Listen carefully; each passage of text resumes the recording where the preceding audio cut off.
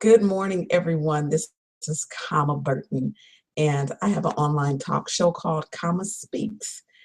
And this month is October, one of my favorite times of the year. And one of the reasons is because this month is my birthday month. I'll be 37 this year on October 24th. But also, this is National Domestic Violence and Breast Cancer Awareness Month. I want to first of all say thank you to John McClung for allowing me to showcase his shirts called I Am a Testimony. And as you see, this is one of his shirts and it says faith. Now, the purple I'm wearing to represent domestic violence. The pink I'm wearing to represent breast cancer. About 2 years ago, I lost my sister to breast cancer, so this is dear and near to me. And as you see, it says faith. Faith initiates the healing. So as you can see, the t-shirts, here it is. I am a testimony clothing. Again, thank you, John McClung, for allowing me to wear your shirts in honor of domestic violence and breast cancer awareness. And for those that are watching, you can go to his website, which is testimonyIam.com, and his information is on the right if you're watching this live. Okay, so I am going to be doing this every morning just for about 5 or 10 minutes, just to bring some awareness and shed some light on both subjects. One I may do more one day, vice versa. But today I definitely want to talk about domestic violence. Domestic violence is something that is not talked about much in households, at least the Black households. I can only speak from my own because of how I've grown up and the people I know.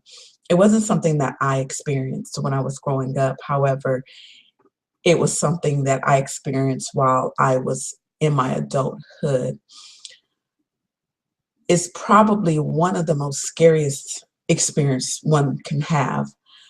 Also, it's an embarrassment, which people don't understand why, but we'll get into that more as I do my shows. I got married when I was 19 years old to who I thought was the man of my dreams. And I just knew that things were just going to work out perfectly. I couldn't see any issues. We didn't argue before we got married. He never hit me before we got married. But when I think back of some of the stories he's told me about his past, I guess my eyes should have been wide open. It seems like when we fall in love, love blinds us from so much. We think that we're the person that's going to make that person change when we're not. It starts with them. It starts with them on the inside. We as women, we want to be in love so bad. I speak to many women that are not married or that's been married, how much we want to be in love. We want to be that wife. And some of us will do anything it takes in order to do so, which I did myself. It had gotten to a point where I didn't care what happened, just as long as we were together. I'm a director of a play called Dear Diary, He Beats Me Because He Loves Me. And my producer is Antoine DeMarco. He's in Indianapolis, and he has a couple of a few casts across the United States. And the title itself just explained so much. That's how I felt. I felt like he only did it because he loved me. That was his way of showing me that he cared. And I would do things on purpose to provoke him, to get his attention, and to get him to hit me. I hate to admit it, but it was true. I just felt like that was the only way he would see me, because afterwards he was okay. And it messed with this. It messed with my mind. And for those that are watching, I just want to let you know you have a way out. I know it's hard. I know people are telling you just to get out, just to run. And then I also know you're feeling something of the thoughts of, well, what do I do? I mean, if I leave, then what? Well, forget the then what's. Do whatever you need to do to get out of the situation, because domestic violence, it does kill. And it's a sad thing when we're taken away from our families and taken away from our children, all because a man feels like he has to put his hands on us. Now, this doesn't only apply to men this also applies, I'm sorry, this doesn't only apply to women, this also applies to men, because men go through domestic violence as well. However, they do not report it as we do. One of the statistics that I pulled up was that 1 out of every 4 women have or will experience some type of domestic violence in their life, whether that's physically, verbally, mentally, sexually, some type of violence in their life. And that is such a small number. And it makes me think, I have a mother, I have my aunt, my daughter, and myself, and we're really close. And that means that one of us had to experience domestic violence, and it was me.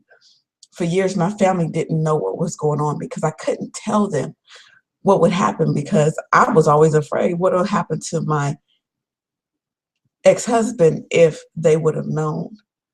But I wish I would have spoke up and spoke out, but I didn't, and it's okay because I'm doing it now. So for those that are watching, those that may not be going through this, but may think that their friends are going through this, or may be concerned about someone they know going through this, please urge them to get help. Please don't be that person that just tells them he's not right or she's not right, you need to just leave them. Watch how you talk to people, because what happens is we get defensive. Our guards are up. We're ready to, no, don't say that. We're blocking, we're dodging, we're getting defensive. But there's a way. There's a company online called the National Coalition of Domestic Violence, which is ncdv.com. And their information is on the site here. I want to make sure for those that are watching that you know that you can go to this particular website in order for you to get help. Again, that's ncadv.org. I'm sorry, ncadv.org. And that's the National Coalition Against Domestic Violence.org. Make sure you go there, send someone there. They have a help number. They have information about domestic violence, but you can make it through. I have a long story, and I'm not going to give you the long story right now, but I thank God that He has seen me through. I want to be able to help encourage other people. I want to help empower other women and other men to let them know that you can get through. You can get out. Don't let the threats scare you. I've been threatened. I've been beaten. I've been talked about. My self-esteem has been so low that I felt like I was nothing. I felt like I was nothing. But look at me. I'm here today. I'm selling real estate. As you see, I have an online talk show called Common Speaks that I've been doing for a year.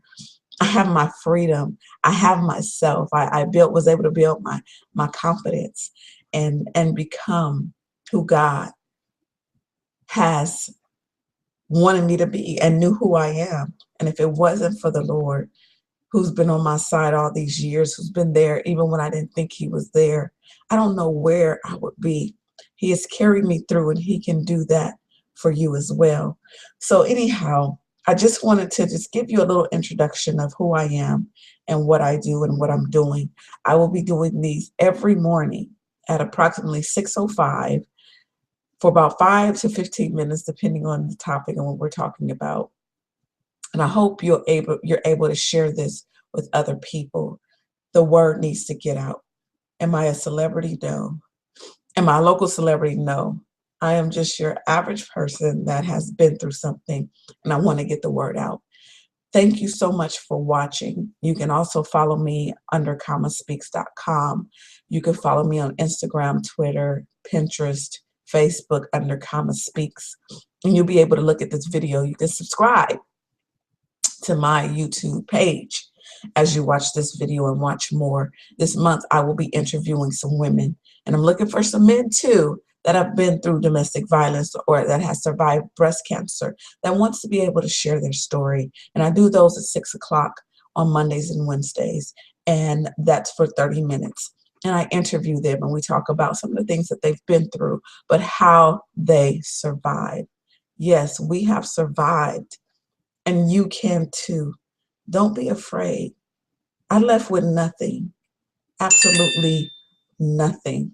As a matter of fact, just really quick, I'm gonna share something with you. One time when I left my ex-husband, I remember I had an apartment. He kicked me out. Only thing I was able to take was my children. And I was begging him, let me just get some clothes. My kids needed clothes. I just got this apartment. I had everything I had. Only thing I didn't have was my living room furniture because I was going to purchase some more. He didn't give me anything.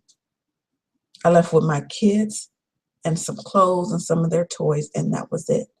I had to start all over, but I was okay with that. As long as I had my life and my peace of mind and my children, that's all I wanted because they are so a part of me. So think about it. When you think about, oh, well, how about this? How about that? The Lord is giving you something that would allow you to get back what you had and even more. So don't be afraid to leave. At the same time, get some help. I know some counselors as well that can help you. There's a friend of mine I interviewed. Her name is Malika Brown, and she has an organization. If you go to her website, which you'll see here, called yourmindisbeautiful.com, you can check her out and see if she can help you. I have another friend of mine. Her name is Nataile. She has some counseling that she can help you with. She also does some seminars called Dangerous Men and Dangerous Women, something you may want to check out as well. And she's under itsyourchoice.org. All their information will be here. Please seek help. And if it's not for you, get it for someone else to see if you can help save a life. All right. Thank you so much for watching. If you ever want to get in contact with me, you can go to info@commaspeaks.com, or you can visit my website, go to contact us, and you can put in your information. All your information will be kept confidential. Thank you so much for watching Comma Speaks, and you make it a great day.